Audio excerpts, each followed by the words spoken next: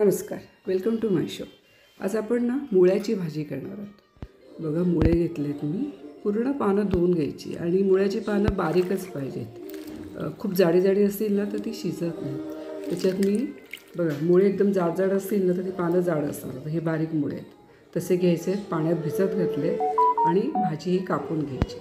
त्याच्यात आता 2 कांदे लागतील, मिरच्या आणि कापलेले, आणि हे बारीक मुळे पण कापले, आणि त्यात थोडा लसूण पण कापायचं बारीक बारीक. आता फोडणी द्यायची आपण. त्याच्यात थोडंसं हिंग टाकलं, मिरच्या टाकल्यात आणि लसूण टाकलं, आणि तो वास चांगला येतो.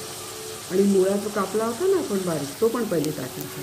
थोडासा, खूप लाल नाही, थोडासा कांदा थोडासा फ्राय केला की त्याच्यात आपण पाला शिजवायला टाकायचा. चांगलं परतून घ्यायचं आणि झाकण देऊन भाजी चांगली शिजली पाहिजे, नाहीतर मग ती आवडत नाही. तर ही भाजी छान लागते आणि पोटासाठी खूप चांगली. बघा, आपण झाकण देऊन शिजवायचे म्हणजे ती शिजते.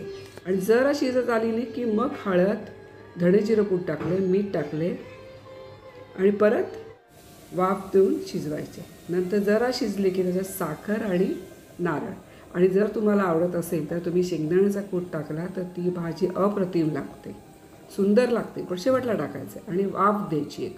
बघा, आपली भाजी तयार आहे. नारळ आणि साखर टाकल्यावर पण जरा झाकण ठेवून शिजवायचे. अशा रीतीने आपली मुळ्याची भाजी. आणि नेहमी आपण मुळे आणतो पानं टाकून देतो, तसा नका करू.